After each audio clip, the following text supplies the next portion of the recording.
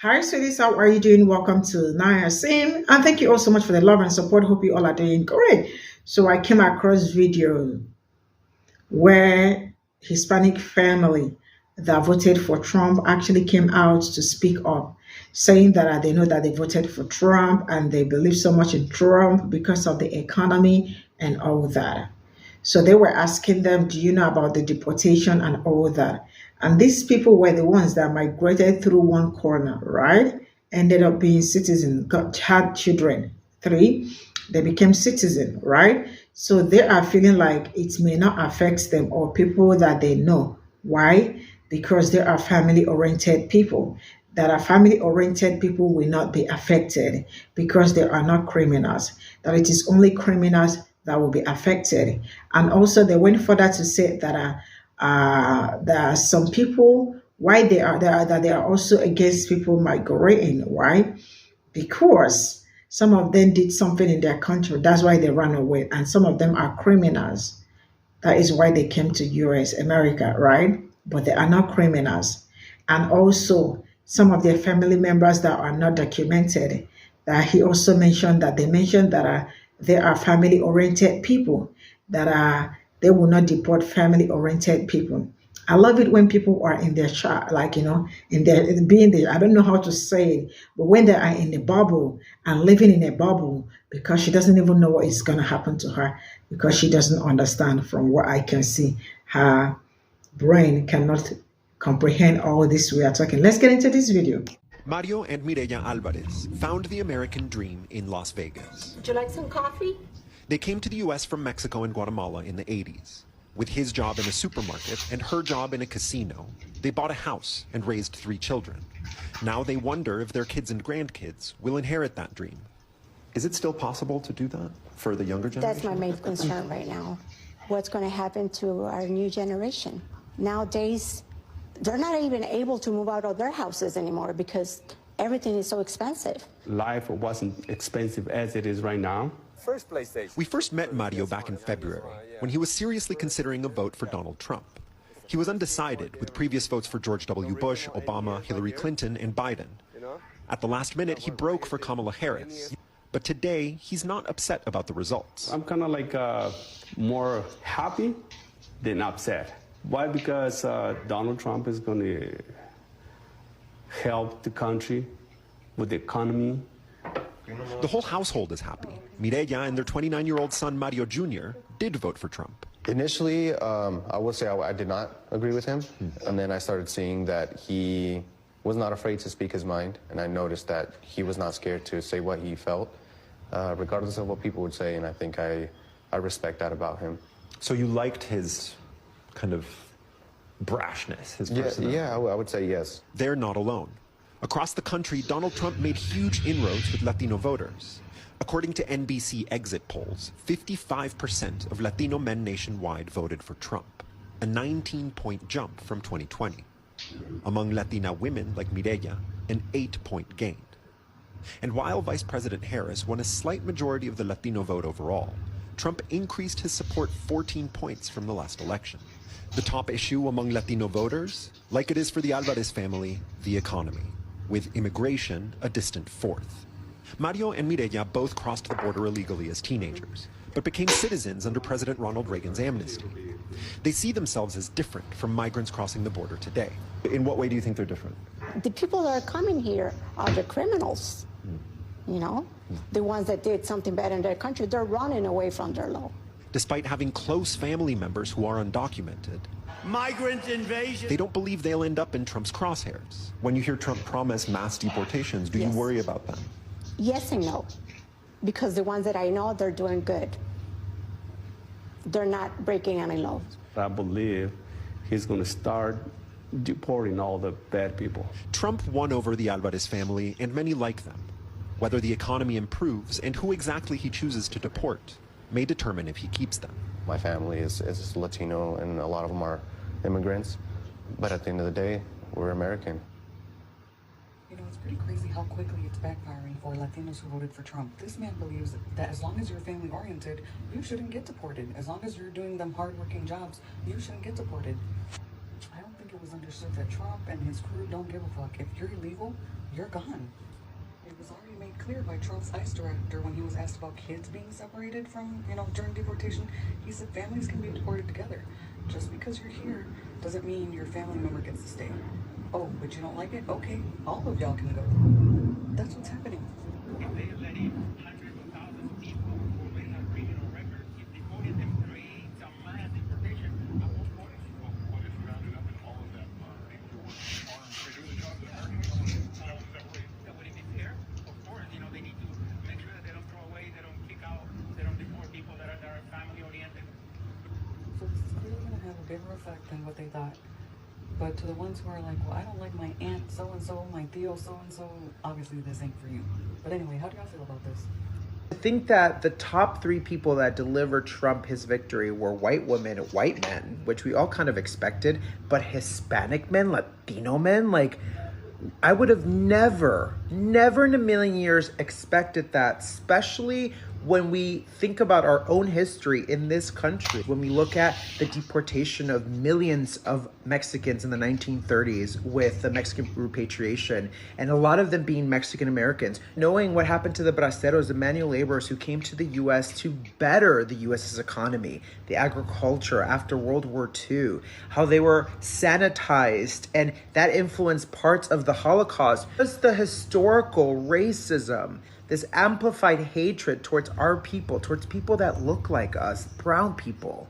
You would think that that would be enough to not allow your morality, to put someone in place that literally compromises the very existence of our people. A lot of those Latino men who voted for Trump knew what happened to their own community, a lot of which weren't immigrants. If we want to talk about how this is not about immigration, but illegal immigration, if they knew about those parts of history, I think they would stand against someone like Trump. But because we don't know that or care to know that, we are so much closer to that happening again, to history repeating itself again. And it is just so heartbreaking that the reason why it might happen again isn't because of these unhinged white people.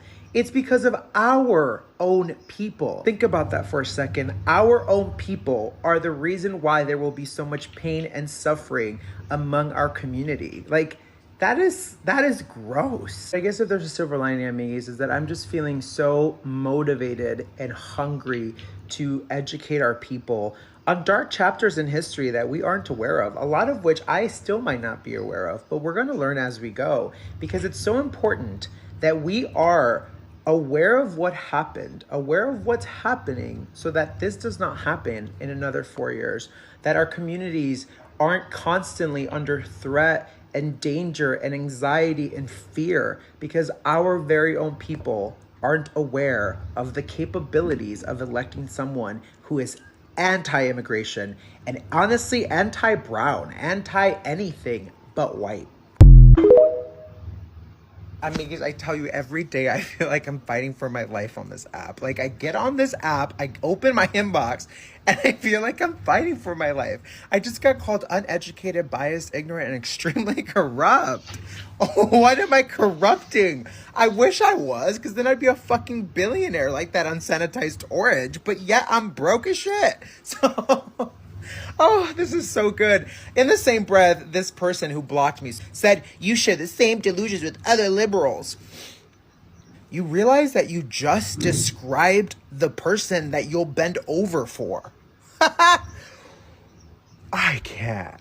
This one today just made me giggle. The word Latino feels so horrible when it comes from the mouth of an American, even if he is a Latino in America.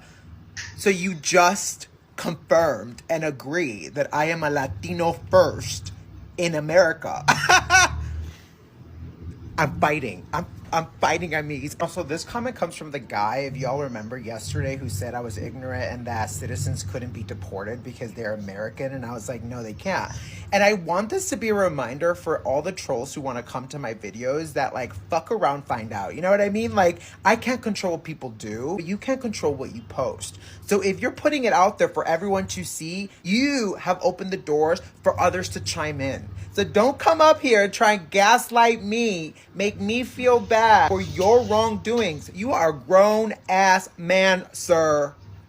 sir. Can't believe I have to say this about social media.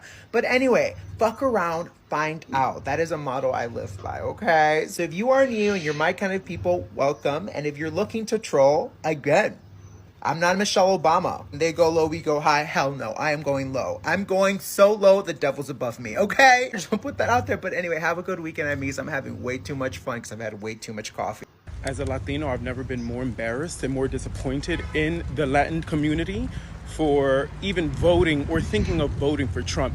Voting against your own self-interest is counterproductive. It's insane to me. Like, y'all don't make no sense. What's not clicking? And let's be very serious. Latinos voted for Trump because they want to be as close to whiteness as possible. It's because they are anti-black. It's because of the internalized racism. It's because of the pure not even internalized. It's for the outward racism. That's really mainly what it was. And let's not forget the misogyny of it all. Let's not forget that, because one thing a Latina woman is gonna do is gonna put her man, her son, and any male figure in the Latin community up on a pedestal with ease. And that's exactly what the Latino men thrive on. The women always putting them up on a pedestal. And that's really the sad part about it, because there is no reason why they should have been voting for Trump at all. I'm disappointed. I'm disappointed today, and I'm just so disappointed. 54% of you were Latino men. Let me talk about that for a little bit, because there's a lot to talk about within this conversation. But as someone who grew up in a Dominican family, someone who understands the dynamics of how men and women tend to deal with each other in Latino families, someone who understands the huge role that machismo and misogyny play in Latino families, let's talk about that for a minute, because it's important.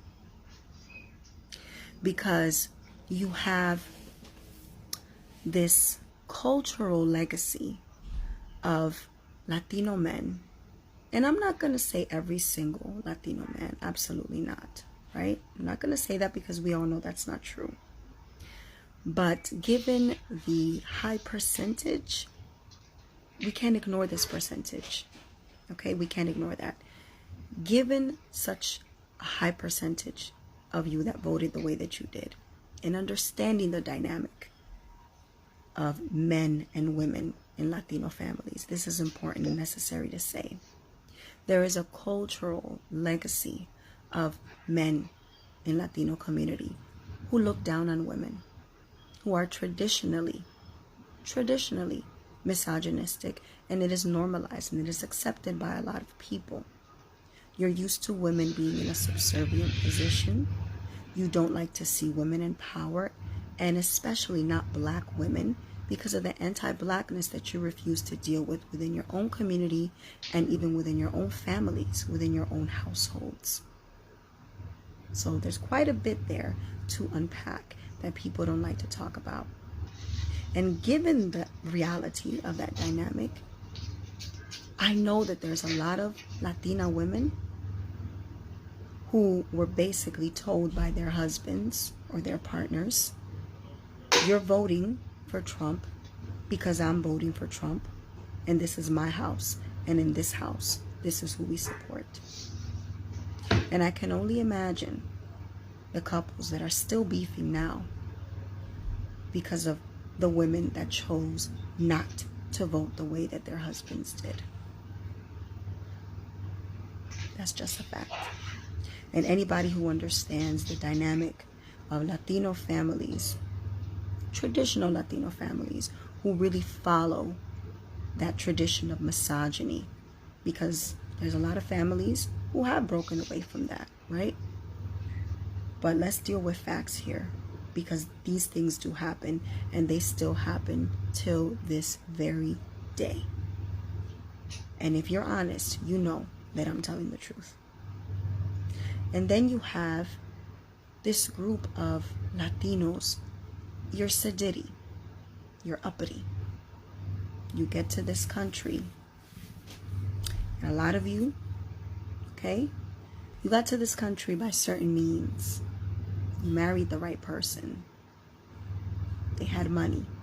You saw an opportunity, you took it. You got here.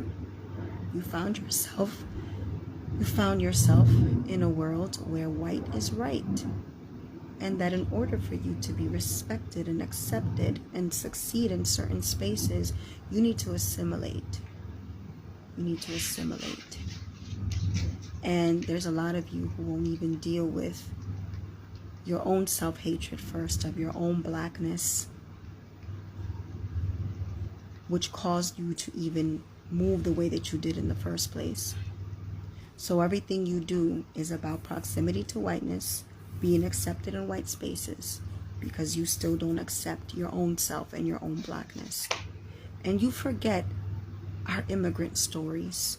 You forget what our mothers, our grandmothers, our aunts had to do to survive, to thrive in this country, and even survive and make a living back home. You get here, you get uppity, and you do everything that you can to distance yourself from those other people that Trump is talking about.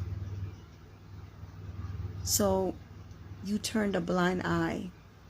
You convince yourself that he's not talking about you because you're not those kind of people. He's talking about those other Latinos that are nothing like you, that you don't associate with, that are beneath you. But amongst them, the hypocrisy of you and the shame be upon you for you not being able to see your grandmother, your mother, your aunts, your uncles in their faces. Because I guarantee you that it's there. So you got what you wanted, you got what you voted for. Amen. And things will unfold the way that they will unfold. Yahweh bless. Listen, I'm going to try and explain this in a way for you that you might understand. And I'm going to include visual aids as well, because I heard it really helps children retain information. So here we go. And pay attention. I'm going to quiz you at the end. This is Mr. Frog.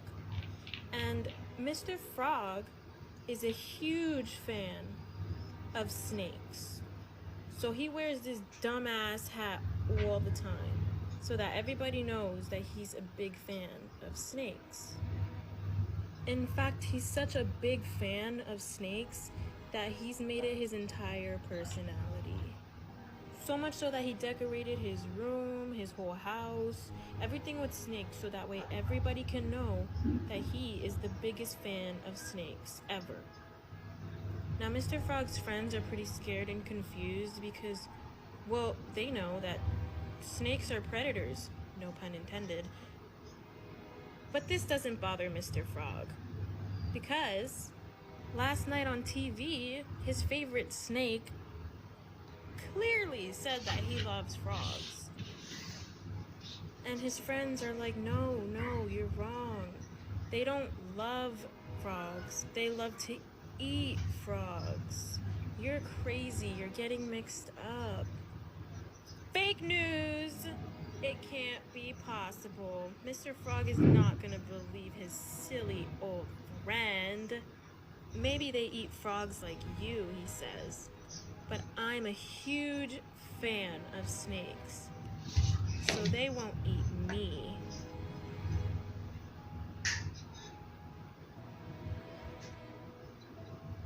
Okay. So then Mr. Frog hops his way along home. And on his way home, he ran into none other than his favorite Mr. Snake. Mr. Frog takes the time to let Mr. Snake know that he's a huge fan of his and has always supported his career and doesn't care what all the other frogs say, that he's still gonna always support you no matter what you say about the frog community. Now, how do we think Mr. Snake is going to thank Mr. Frog for his support? I will give you 1 second to think about it.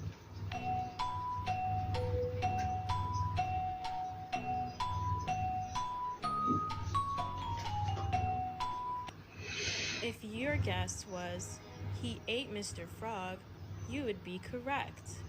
Now, I know some of you are scratching your heads and thinking, well, why would he eat Mr. Frog? Mr. Frog literally just told him that he's a huge fan and was supporting him throughout his entire career. And the simple explanation is this: snakes love to eat frogs. And underneath that stupid, dumbass, ugly ass, fucking red hat, guess what? Still a frog. You can wear this fuck ass hat all you want, but underneath it, you're gonna look just like everyone else. So now Mr. Frog is inside the belly of Mr. Snake. But don't worry. He still wears his hat. The fucking end, bitch. Okay, kids, now what did we learn? Yes! A documented frog probably tastes the same as an undocumented frog. So why would the snakes stop to ask the difference?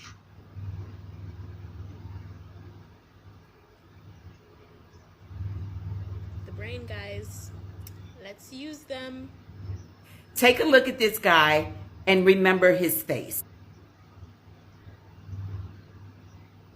That is Tom Homan, former New York City police officer, former Border Patrol agent, and ICE chief, and all-around raging racist. Baby, if Tom Homan had it his way, he would have burst into the homes of every single immigrant, snatched them by the hair, and tossed them back across the border. That is the kind of man that he is. And while we were all sound asleep, snug as bugs in the rugs on Sunday night, Trump just appointed him border czar. He said, and I quote, "It's not going to be a massive sweep of neighborhoods. It's not going to be massive raids. It's going to be a targeted enforcement operation." Now, if you're a bit confused as to what that means or what that might look like, think Jewish roundup of the H cost, but on a smaller scale. They are threatening to remove over 90% of immigrants. And he is flat out daring any Democratic governor to get in his way. You Latino and Hispanic Trump voters sat up and overwhelmingly voted against your people, against their right. The least you can do is help them pack.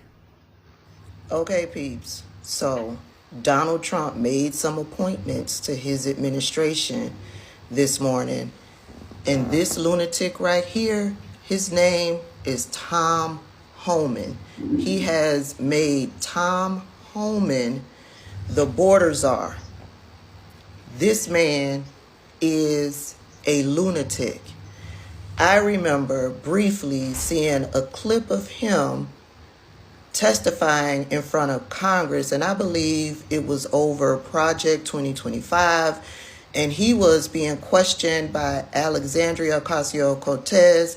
She was asking him certain questions about how they would implement this deportation, this mass deportation thing that they want to do. This man was cold-hearted. This man was racist. This man was unapologetic. And I'm telling you, when Donald Trump said mass deportations would be bloody, he meant what he said when he put this man in charge today. In addition to that, he has made Stephen Miller. We all know Stephen Miller. Stephen Miller was in charge of the immigration policies that were put into place during Trump's last administration, during his last presidency. Remember the separating the kids from the parents at the border? Yeah. Well, Stephen Miller is going to be Donald Trump's chief of staff, or he's going to be over immigration policy again for this administration. And he and Stephen Miller will be working together on this mass deportation that is a part of Trump's policies. Baby, I'm sad for these people, but these people voted for this. We tried to tell them. I spoke about it over and over and over again that Donald Trump was planning to deport 10 million people. And these people are running around talking about, oh, he's talking about the criminals. No, baby, there aren't that many criminals here in the United States that are not documented. So once they gather those up, they coming for you. This is why we keep talking about the denaturalization citizenship program that Stephen Miller put out on Twitter. He said that the program was going to be turbocharged because they did it in the first presidency. But this time, it's going to be turbocharged. So after they round out the so-called criminals, the gang members, whoever they deem as part of the problematic crew, they coming after the rest of you, even if you've obtained citizenship. So they're going to take away your citizenship, and then they are going to deport you. And they're not just going to deport you. They're going to go after your grandmothers, your grandfathers, your cousins, your nieces, your nephews, your brothers, your sisters, your friends, your co-workers. Yeah, look into the denaturalization citizenship program. And then look into the Alien Enemies Act of 1798. Because while Donald Trump was on the campaign trail, he said this.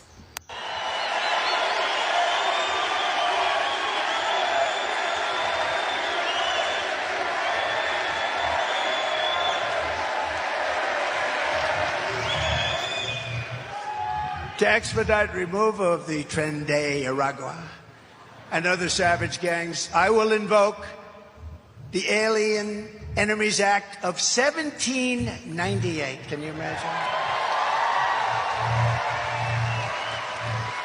Those were the old days when they had tough politicians. I have to go back that long. Think of that, 1798. Oh, it's a powerful act. You couldn't pass something like that today. Today we're politically correct. Today people kill and they end up getting out on bail in 2 minutes. No, this is a little different act. The Aliens Enemy Act, 1798, to target and dismantle every migrant criminal network operating on American soil. 100%. And in honor of the great people of Aurora, Colorado, we will call this Operation Aurora, because they were the first to suffer with this group of thugs. And if they come back into our country after removal, it's an automatic 10 years in jail with no possibility of parole. No possibility. Not that we want to do it. But by the way, not that we want to do it. We all have big hearts, but you know, it's not sustainable. We're not going to have a country. It's not sustainable. You see what's going on with the cities again. New York has a $3 billion bill. I always heard New York is low on funds. A $3 billion bill, and the federal government's not going to pick it up. And I'm hereby calling for the death penalty for any migrant that kills an American citizen or a law enforcement officer. In order to implement this act, he doesn't need to go through Congress. This was something that was put into place back in 1798. And Donald Trump can use this to deport immigrants of a foreign nation that they consider is a hostile nation. Yeah, they can detain, they can jail, and they can deport without any act of Congress. And so that's why you got the military meeting behind closed doors to see if there's anything they can do to stop Donald Trump. Now, the military might be able to refuse to enact his orders, but knowing Donald Trump, he probably got a militia off on the side who's willing and ready to step up to get it done. We tried to tell you.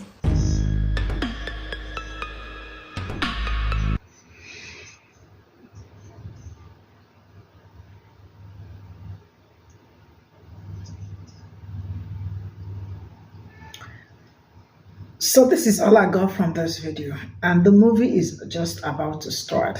A lot of people just bought their highway one-way ticket without even knowing it. You know, something that I have learned so far, talking about history, talking about our politics, when it comes to American politics, Black women are never wrong. It's either you listen or you don't listen. I don't know how to explain it, but Black women, Black people, let me say Black people in general, they know their onion when it comes to that. They have experience. They understand them. They know them. They know how they operate. So when they speak, you better listen, baby. You better listen. Because when you don't listen, you are going to see the repercussion. Some people think it's a joke. Now look at how dumb some people are. He said he is not going to deport family-oriented people. Like, who told you? How did you even make that up? How did you make that up? And the fact that some of them are still wallowing in their ignorance after doing what they did is just really amazing, you know?